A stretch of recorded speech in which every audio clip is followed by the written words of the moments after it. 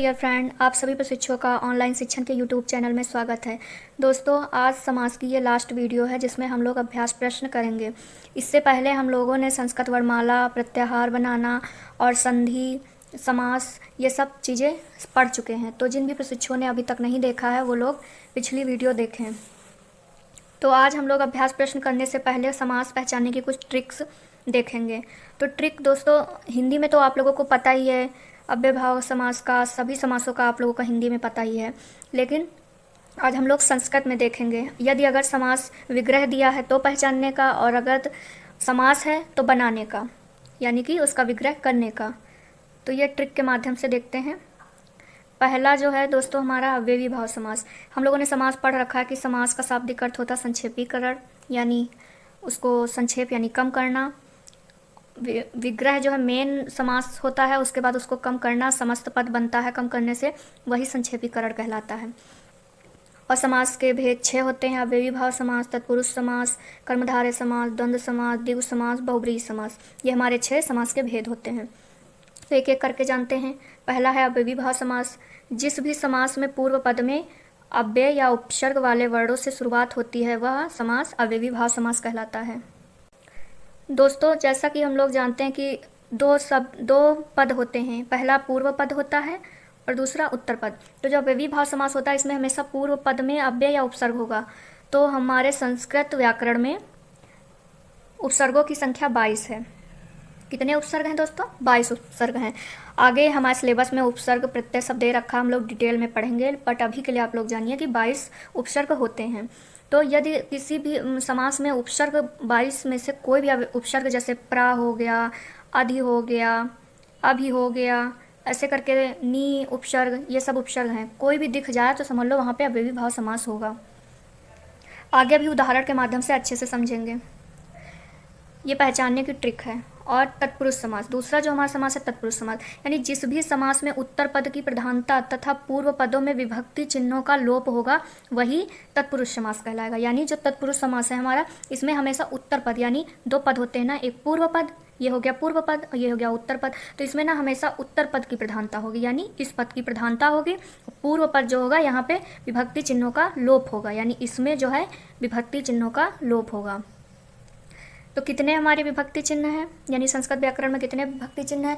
दोस्तों, शुरू से हम लोग पढ़ते आ रहे हैं। जो प्रथमा था उसमें हमारा था कर्ता ने, फिर द्वितीया में कर्म को करण से या के द्वारा, यानी इसमें साधन की बात की जाती है, जैसे कि टीचर ने बच्चे को डंडे से मारा या पेन, कुछ ऐसे करके, फिलहाल उसमें साधन की बात होती है, वहाँ पे करण कारक होता है। फिर संप्रदान यानी के लिए या को लिए, या फिर उसके बाद होता है अपादान। अपादान में होता है से, वो भी अलग होने का जो है भाव प्रकट होता है, जैसे कि पेड़ से पत्ते गिरते हैं या फिर बिल्ली छत से कूद पड़ी, तो इसमें मतलब अलगाव का भाव प्रकट हो रहा है ना, कि बिल्ली छत से कूद पड़ी यानी बिल्ली अलग हो गई। फिर नेक्स्ट है संबंध, यानी का की के, इसमें संबंध बताया जाता है कि यह पुस्तक उसकी है या ये पेन उसका है, मतलब का की के संबंध बताया जा रहा है। फिर अधिकरण, लास्ट जो होगा में पर ऊपर अधिकरण।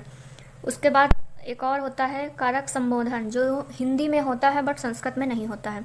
तो तत्पुरुष समास में हमारे इतने ही कारकों के चिन्हों का लोप होता है। ये जो इतने कारक होते हैं इन्हीं विभक्ति चिन्हों का लोप होता है।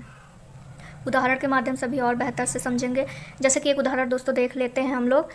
भूतेभ्य बलि, यानी जो भूतों के बलि होता है, भूतों के बलि, भूतेभ्य बलि, भूतेभ्य बलि। तो भूतेभ्य बलि दोस्तों ये हमारा चतुर्थी संप्रदान कारक का है। इसमें भूतों के लिए बलि, तो इसमें के लिए का लोप हुआ है, तो ये संप्रदान यानी कि तत्पुरुष चतुर्थी समास है, चतुर्थी तत्पुरुष समास है। उसके बाद नेक्स्ट देखते हैं कर्मधारय समास। कर्मधारय समास, जिस समास में पूर्व पद विशेषण, यानी जिस समास में पूर्व पद विशेषण तथा उत्तर पद विशेष्य होता है, तथा पूर्व पद यानी कि तथा यानी फिर या पूर्व पद उपमान तथा उत्तर पद उपमेय होता है, वहाँ कर्मधारय समास होता है। इसकी दोस्तों इसमें ट्रिक है, जैसे कि कोई भी एग्जाम्पल दिया होता है, जैसे कि यहाँ पे दिया हुआ है घनश्याम, घनश्याम, घन इव श्याम, यानी अर्थ क्या प्रकट हो रहा है, बादल के समान काला। तो दोस्तों यहाँ के समान के लिए इव का प्रयोग होता है, इव। और है जो, यानी है जो, जैसे दोस्तों है जो दिया हुआ है जो, तो इसके संक्षेप में हम लोग एक समास विग्रह करके देखते हैं तो बेहतर समझेंगे। जैसे कि एक उदाहरण ले लेते हैं हम, महान देवा, महान देवा,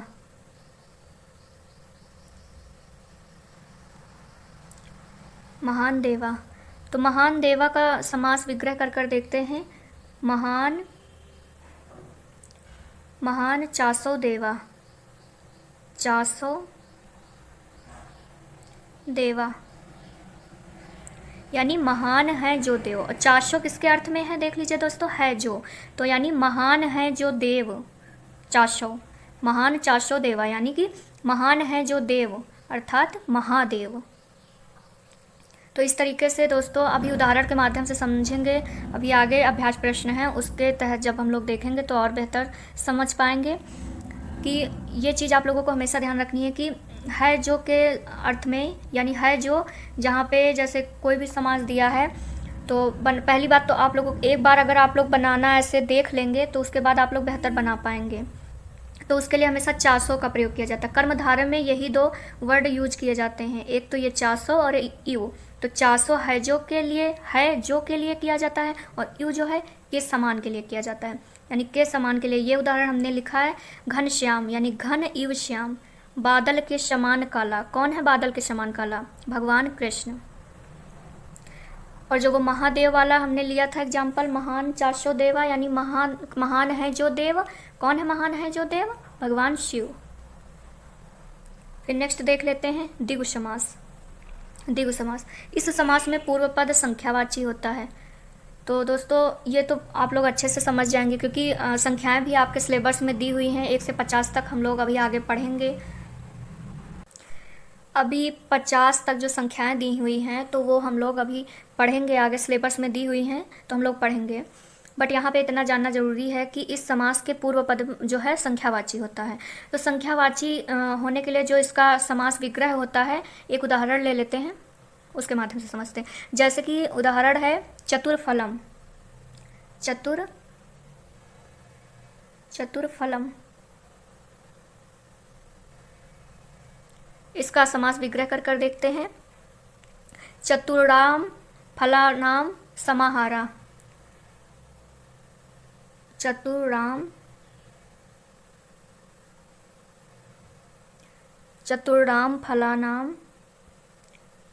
फलानाम समाहारा। तो दोस्तों यहाँ पर जो समाहारा होता है, ये समाहारा का समूह के अर्थ में लिखा जाता है। तो इसका जो अर्थ होगा वो होगा 4 फलों का समूह, यानी कि चतुराम फलानाम समाहारा, यानी 4 फलों का समूह। समाहारा का मतलब होता है का समूह। नेक्स्ट देख लेते हैं द्वंद्व समास। द्वंद्व समास, इस समास में दोनों पद अपनी अपनी प्रधानता रखते हैं। यानी द्वंद्व समास में 2 समास जो होते हैं, दोनों पद होते हैं, वो अपनी अपनी प्रधानता रखते हैं। कैसे रखते हैं? जैसे दोस्तों हिंदी में हम लोग पढ़े हुए हैं कि योजक चिन्ह लगता है, और योजक चिन्ह को और से उसका अर्थ जो है और प्रकट होता है। लेकिन इसमें ना तो योजक चिन्ह लगेगा ना तो और लगेगा। यहाँ और के संक्षेप में चा लिखा जाएगा, और के अर्थ के लिए चा लिखा जाएगा संस्कृत में। तो उदाहरण के माध्यम से समझते हैं। भ्रातरो, भ्रातरो यानी भ्राता चा भागनी चा। तो भ्राता मीन्स दोस्तों क्या होता है? भाई, और भागनी मीन्स बहन। तो भाई और बहन। दोस्तों यहाँ और के लिए चा का अर्थ यानी चा लिखा जाता है। कहीं भी आपको समास विग्रह दिखा मिल जाए, चा लिखा हो, तुरंत आप लोग उसे द्वंद्व समास लिख दीजिएगा। और यदि द्वंद्व समास का ऐसे कोई आपको उदाहरण मिल जाए तो उसको संस्कृत बनाना है तो उसको ऐसे कोई भी एग्जाम्पल दिया हो तो उसको चा लगा दीजिए। लेकिन दोनों पद के बीच बीच में लगाना है चा। जैसे कि इसमें भ्रातरो लिखा हुआ है तो भ्राता चा प्लस भागनी चा, यानी कि पूर्व पद में भी और उत्तर पद में भी। बहुब्रीहि समास देख लेते हैं। बहुब्रीहि समास, इस समास में दोनों पद प्रधान ना होकर कोई तीसरा पद प्रधान होता है। जैसे कि उदाहरण देख लेते हैं, यानी इसमें ना तो पूर्व पद प्रधान होगा ना तो उत्तर पद प्रधान होगा, इसमें तीसरा ही पद प्रधान होगा, यानी तीसरे पद का अर्थ प्रकट होगा। तो कैसे होगा संस्कृत में देखते हैं कि इसको कैसे बनाते हैं। जैसे पीताम्बर, एक उदाहरण हमने लिया है पीताम्बर, तो इसका जो समास विग्रह होगा वो होगा पीतानि अम्राणि यस्य सा। तो दोस्तों यहाँ जो यस्य सा, ये यस्य सा जो लिखा हुआ है, यस्य सा का अर्थ होता है जिसके, है जिसके के लिए जो है यहाँ पे संस्कृत में यस्य सा प्रयुक्त किया जाता है। तो पीले हैं वस्त्र जिसके, अर्थात किसके अर्थ है, किसका जो है पीला वस्त्र है, श्री कृष्ण का, भगवान श्री कृष्ण का। एक और उदाहरण के माध्यम से समझते हैं। दोस्तों आप लोगों को समझ में आया ना, जो यश शा होता है, यश शा वो है जिसके के लिए प्रयुक्त किया जाता है, यानी संस्कृत में है जिसके के लिए यश शा लिखा जाता है। एक और उदाहरण ये लिया हमने, दामोदरः दामम उदरम यश शा। दोस्तों यश शा यहाँ लिखा हुआ है, रस्सी है उदर पर जिसके, रस्सी है उदर पर जिसके, किसके है, भगवान श्री कृष्ण के। ये कुछ उदाहरण दोस्तों हम आपके लिए लेके आए हैं, इनका आप लोग हमें कमेंट बॉक्स में समास विग्रह कर कर बताइएगा। समास विग्रह ना हो सके तो ये बताइएगा हमें कि ये कौन से समास के उदाहरण हैं। समास विग्रह लिखना थोड़ा टफ हो जाएगा, तो आप हमें ऐसे ही बताइएगा कि किसके ये उदाहरण हैं। पहला है रामो, पहला हमारा उदाहरण है रामो। दूसरा है गजानना, तीसरा है मयूरो, चौथा है शताब्दी, पांचवा है अनुरूपम और नेक्स्ट है नेत्रहीना। रामो, गजाननः, मयूरो, शताब्दी, अनुरूपम, नेत्रहीन। तो ये इतने उदाहरण हमें बताइएगा कि किस समास के हैं ये आप लोगों के लिए है। अब हम कुछ उदाहरण देख लेते हैं और जैसे ये पहला है हमारा निर्दोषा, निर्दोषा, तो इसका समास विग्रह क्या होगा, दोषणाम अभावः, दोषणाम अभावः यानी दोषों का अभाव। तो दोस्तों इसमें जो नी है देख लीजिए, नी एक उपसर्ग है, तो इसमें कौन सा समास होगा, अव्ययी भाव समास। अभी आगे हम लोगों ने पढ़ा है ना कि हमारे संस्कृत व्याकरण में 22 उपसर्ग होते हैं, कोई भी उपसर्ग उसमें दिख जाए आराम से आप लोग तुक्का मार सकते हो कि उसमें अव्ययी भाव समास होगा। नेक्स्ट देख लेते हैं। नेक्स्ट हमारा जो उदाहरण है गुरु दक्षिणा, गुरुवे दक्षिणा, इसका समास विग्रह जो होगा गुरुवे दक्षिणा यानी गुरु के लिए दक्षिणा। तो इसमें दोस्तों के लिए यानी कौन सी विभक्ति का लोप हुआ है, चतुर्थी विभक्ति का, संप्रदान के लिए। तो इसमें कौन सा समास होगा, चतुर्थी तत्पुरुष समास। नेक्स्ट है धर्म भ्रष्टा, समास विग्रह क्या होगा, धर्मात् भ्रष्टा। अर्थ क्या प्रकट हो रहा है, धर्म से घिरा हुआ। तो दोस्तों इसमें से का लोप हुआ है, कौन से का, अपादान यानी पंचमी तत्पुरुष समास, अलगाव हो रहा है, धर्म से घिरा हुआ। नेक्स्ट उदाहरण देख लेते हैं। नेक्स्ट है छात्र, छात्र पुस्तकम, छात्र पुस्तकम, समास विग्रह क्या होगा, छात्रस्य पुस्तक, छात्रस्य पुस्तक। तो अर्थ क्या निकल रहा है इसका, छात्र की पुस्तक, काकी के। दोस्तों संबंध बता रहा है इसमें कि ये छात्र की पुस्तक है। तो समास कौन सा होगा, पष्टी तत्पुरुष समास। दोस्तों आप लोगों ने शब्द रूप तो पढ़ा ही होगा बचपन में, बालका, बालको, बालका, ऐसे बालक का, राम का आप लोगों ने पढ़ा ही होगा। तो उसमें आप लोगों को शायद याद हो कि सप्तमी में ऐसा होता है ना, बालकस्य, बालकेश, बालकाभ्याम, बालकात, बालकस्य, बालकात, बालकाभ्याम, बालकेभ्य। तो उस तरीके से अगर आप लोग को शब्द रूप आता होगा तो अच्छे तरीके से, वैसे आपके सिलेबस में अभी चैप्टर है, इसके बाद ही है शायद शब्द रूप का, उसमें हम लोग पढ़ेंगे। नहीं, इसके बाद धातु रूप का है, उसके बाद शब्द रूप का है। फिर नेक्स्ट है धन श्याम, घन श्याम यानी धन घन इव श्याम। अभी दोस्तों ये वाला उदाहरण हम लोगों ने पढ़ रखा है कर्मधारय समाज में। यू किसके लिए प्रयुक्त होता है, ये समान के लिए, बादलों के समान। कौन है बादलों के समान, कृष्ण भगवान है। तो कर्मधारय समास होगा इसमें।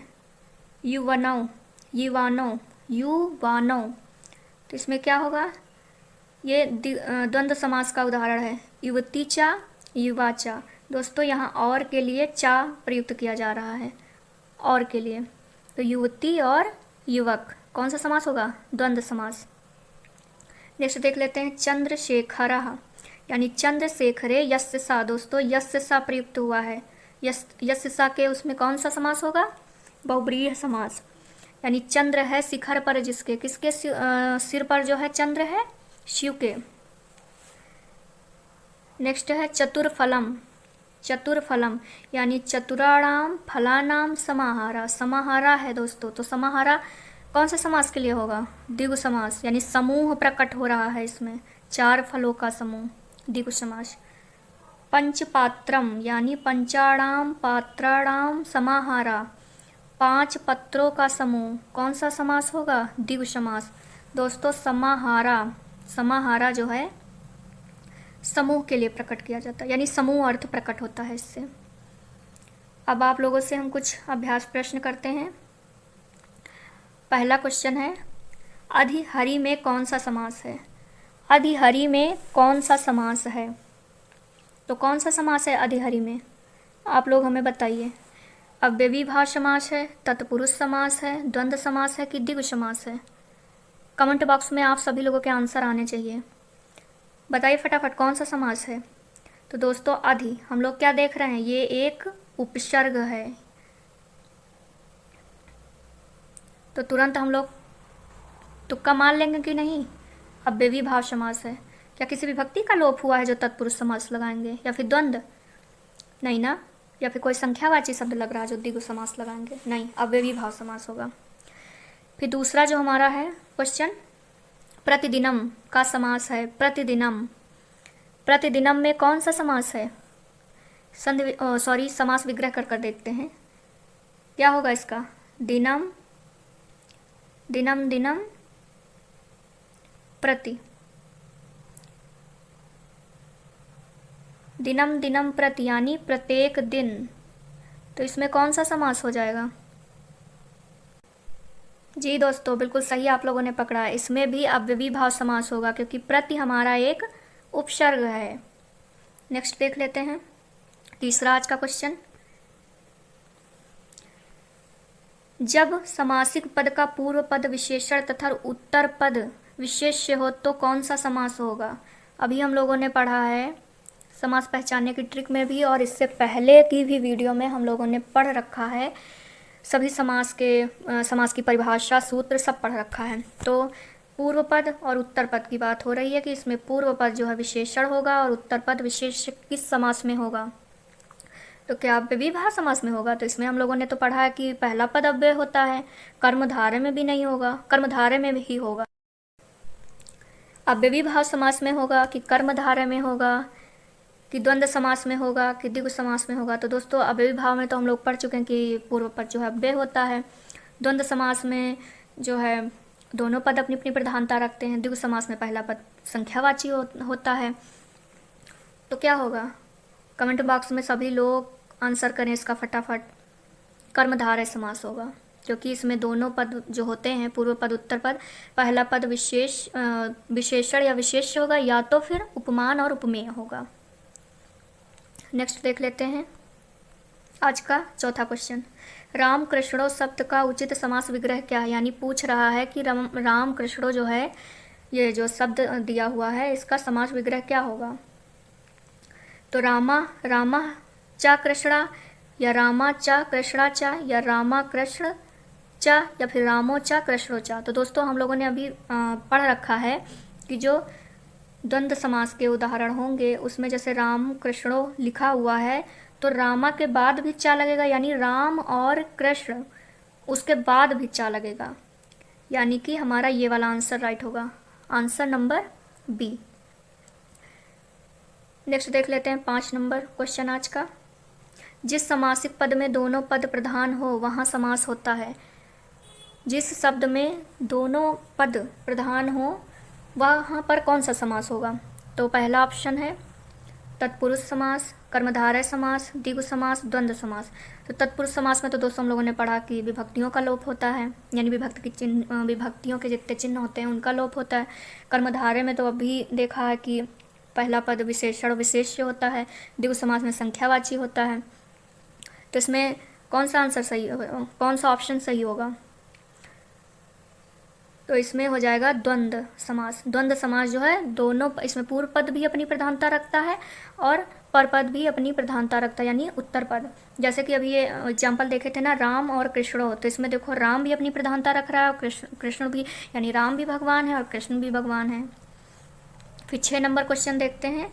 तत्पुरुष समास है, इसमें से कौन सा तत्पुरुष समास है?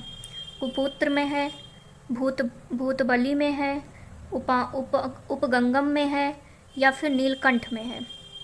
तो दोस्तों किस में है तत्पुरुष समास? तो हमारा अभी इससे पहले उदाहरण में पढ़ चुके हैं हम लोग कि भूत बलि यानी भूतेभ्य बलि, भूतों के बलि। तो इसमें के जो है संप्रदान कारक यानी चतुर्थी तत्पुरुष समास है इसमें, तो इसमें के लिए का लोप हुआ है, यानी ऑप्शन नंबर बी सही होगा। नेक्स्ट 7 नंबर क्वेश्चन देखते हैं। समास का शाब्दिक अर्थ होता है, समास का शाब्दिक अर्थ होता है, देख लेते हैं समास का शाब्दिक अर्थ क्या होता है। संकुचितीकरण या फिर दीर्घीकरण, संक्षिप्तीकरण, विस्तृतीकरण। तो कौन सा ऑप्शन सही हो जाएगा? समास का शाब्दिक अर्थ, राइट आंसर हो जाएगा ऑप्शन सी, संक्षिप्तीकरण। नेक्स्ट 8 नंबर क्वेश्चन देखते हैं। जिस समास में पहला पद अव्यय होता है उसे कौन सा समास कहते हैं? अव्ययी भाव समास होगा, तत्पुरुष समास होगा, कि कर्मधारय समास होगा, कि द्वंद्व समास होगा, कौन सा समास होगा? तो हम लोगों ने परिभाषा भी पढ़ रखी है, सूत्र भी पढ़ रखे हैं। आप लोग फटाफट कमेंट बॉक्स में तुरंत आंसर बताइए। अव्ययी भाव समास होगा, राइट आंसर क्या हो जाएगा? ऑप्शन ए, अव्ययी भाव समास। फिर दशानन शब्द में, दशानन जो है शब्द, इसमें कौन सा समास होगा? तो दोस्तों दशानन का हम लोग पहले संधि विच्छेद कर लेते हैं। दश अनानि अननानि यशा। दोस्तों समास विग्रह हमने कर दिया, फटाफट आप लोग आंसर बताइए कौन सा होगा ऑप्शन राइट। क्या तत्पुरुष समास होगा, अव्ययी भाव समास होगा, कर्मधारय समास होगा या द्विगु समास होगा? तो हम लोगों ने अभी पढ़ रखा है कि यश शा जहाँ भी होगा वहाँ पे कौन सा समास होगा? कर्मधारय समास। तो कौन सा ऑप्शन हमारा राइट हो जाएगा? ऑप्शन नंबर सी, कर्मधारय समास। फिर 10वां क्वेश्चन आज का देखते हैं। महादेव शब्द में कौन सा समास है? महादेव शब्द में कौन सा समास है? अव्ययी भाव समास है, कि द्विगु समास है, कर्मधारय समास है, कि द्वंद्व समास है? तो महादेवा में हमारा कौन सा समास है? महान है जो देव, महान इव देव, महान है जो देव। महादेवा का हम लोग समास विग्रह कर कर देखते हैं। महान चासो देवा, यूँ नहीं लगाएंगे दोस्तों, यहाँ पर चासो लिखते हैं, चाशो देवा यानी के समान, चाशो देवा यानी महान है जो देव, युकार्थ के समान हो जाता है। महान चाशो देवा यानी महान है जो देव। तो कौन सा समास होगा इसमें? कर्मधारय समास। नेक्स्ट क्वेश्चन देखते हैं। द्विगु समास, द्विगु समास है तो इसमें किस में है द्विगु समास? पितरों में है, पंचवटी में है, या फिर घनश्याम में है, महापुरुष में है? तो देखते ही हम लोग आंसर तुरंत सेलेक्ट करेंगे। द्विगु समास यानी कि पहला पद संख्यावाची होगा, तो कौन सा समास होगा इसमें? पंचवटी, यानी पंचवटी में द्विगु समास होगा। त्रिभुवन में कौन सा समास है भाई? फिर संख्यावाची आ गया। कर्मधारय समास, द्विगु समास, अव्ययी भाव समास, द्वंद्व समास। तो क्या ये तीनों होगा? नहीं होगा, काट देते हैं, द्विगु समास में होगा, यानी त्रिभुवन में द्विगु समास होगा। फिर उपगंगम, उपगंगम में समास है, तत्पुरुष समास है, कर्मधारय समास है, अव्ययी भाव समास है, कि द्वंद्व समास है?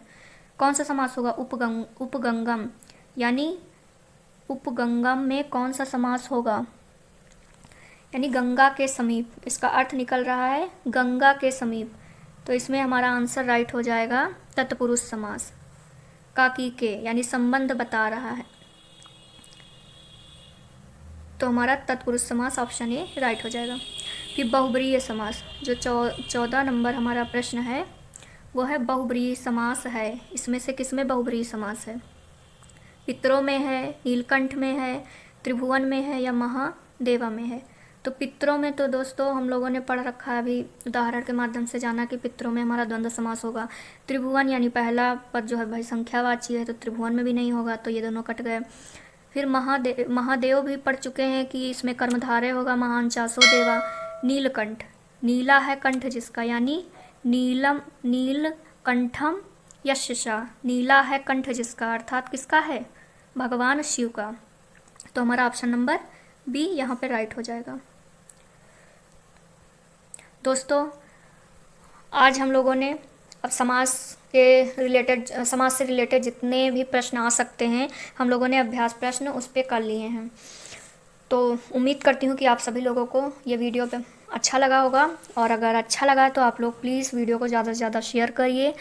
जो लोग अभी संस्कृत पढ़ना नहीं स्टार्ट किए हैं सब लोग पढ़ें, आप लोग भी देखिए और अपने दोस्तों को भी शेयर करिए वीडियो। और आप लोगों को वीडियो अच्छा लगा हो तो वीडियो को लाइक करिएगा और चैनल को सब्सक्राइब कर लीजिएगा। कमेंट बॉक्स में भी ज़रूर बताइएगा, कमेंट करके, हाँ जो क्वेश्चन पूछे हैं वो ज़रूर बताइएगा आप लोग कमेंट में, मैं चेक करूँगी। और जो भी राइट आंसर देंगे ना उनका मैं नेक्स्ट वीडियो में नाम भी अनाउंस करूँगी। तो आप लोग प्लीज़